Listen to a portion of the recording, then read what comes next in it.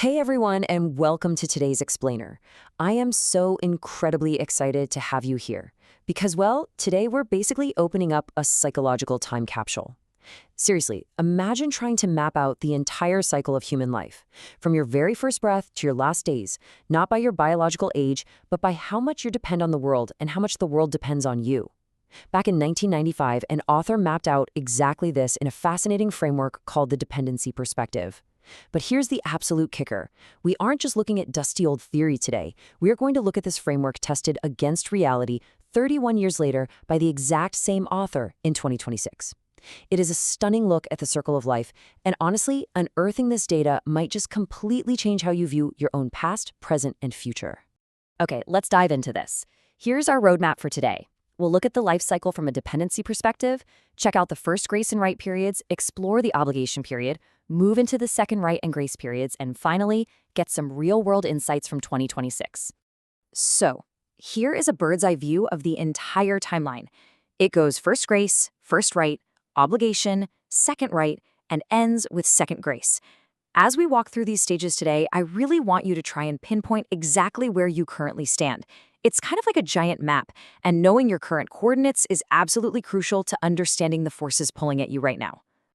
All right, part 1, the life cycle from a dependency perspective. So what does this actually mean? Well, this perspective isn't just about, whether you can pay your own rent or cook your own dinner. It's way deeper than that. It's the natural rhythm of how we connect to our environment, and it's dominated by 3 shifting motifs. You've got grace, which is pure receiving, right, which is all about taking and exploring for yourself, and obligation, which is giving back. Now, all 3 of these forces exist inside us all the time, but depending on your stage in life, only one of them is really driving the bus.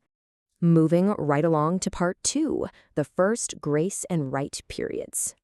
Our journey kicks off with the first grace. We're talking infancy and childhood here. And why grace? Well, think about it.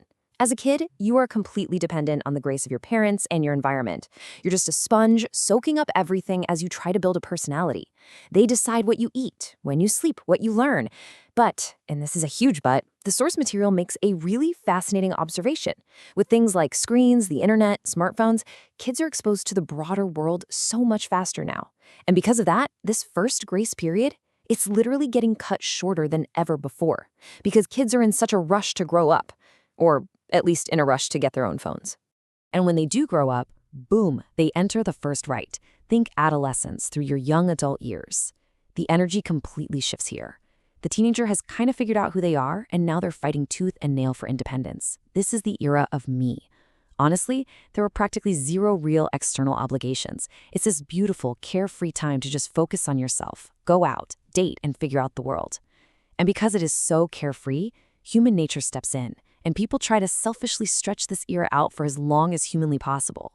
I mean, who wouldn't want to enjoy all that freedom while paying the lowest possible price?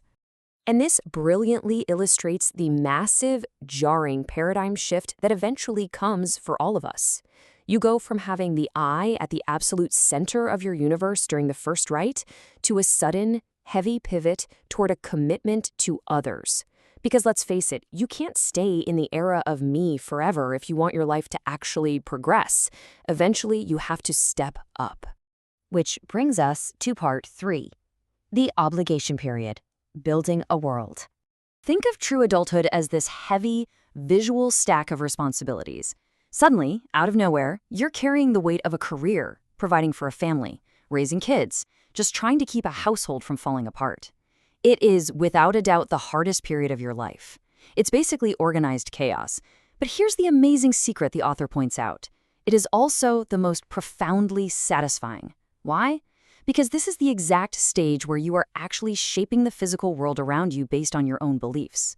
You're giving, you're creating, you're building a life. Sure, there are frustrations, but hey, the only people who never fail are the ones who never do anything. Let's slow things down a bit for part 4. The second right and grace periods. So, the second right kicks off when the kids finally pack their bags and move out. The nest is completely empty. But according to the author, this stage basically goes one of two radically different ways, and it all depends on how you lived that previous stage. For couples who actually took the time to invest in their friendship and their partnership, this is a beautiful era. It's limitless freedom, you're mature, you finally have time, and you get to just enjoy life together. But for those who totally neglected their relationship while they were hyper-focused on the kids, this stage can bring some bitter frustration. They look around, realize the kids are gone, and all they've got left is this achingly empty house, living with someone who feels like a stranger. Now notice the stark symmetry of this whole framework. Back in the first grace, as a baby, you were physically and mentally dependent.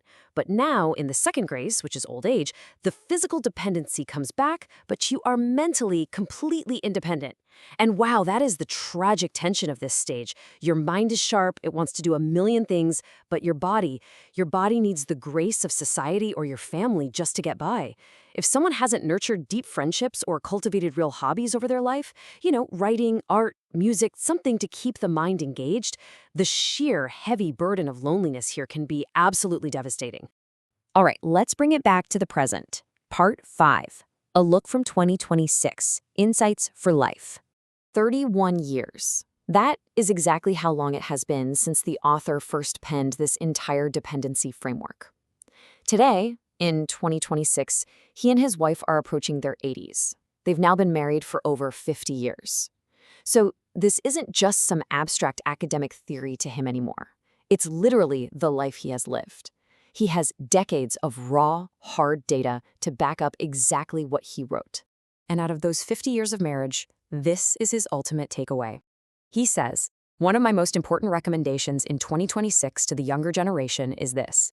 Know how to treat your partners with respect and appreciation over the years. The second right period can be much more beautiful than the first right." I mean, really think about the weight of those words for a second. That is wisdom earned through absolute lived experience. Those carefree, wild days of your youth, the first right, they have absolutely nothing on the deep, quiet, profound joy of growing old with your best friend. So the crucial point here is this. Life is undeniably a circle, and dependency is completely natural at both the very beginning and the very end of it. The real secret to life, the real wisdom, is knowing how to balance these shifting forces.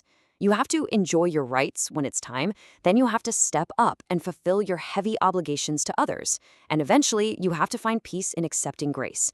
When you balance these three things, the circle of life doesn't suffocate you. No, it propels you forward, safely and beautifully. As we wrap up, I want to leave you with this final provocative thought. What stage are you choosing to fill with your rights, your grace, and your obligation right now?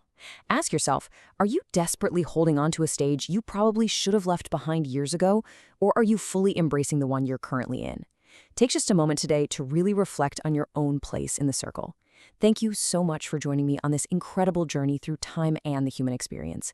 Keep learning, keep moving forward, and I'll see you in the next explainer.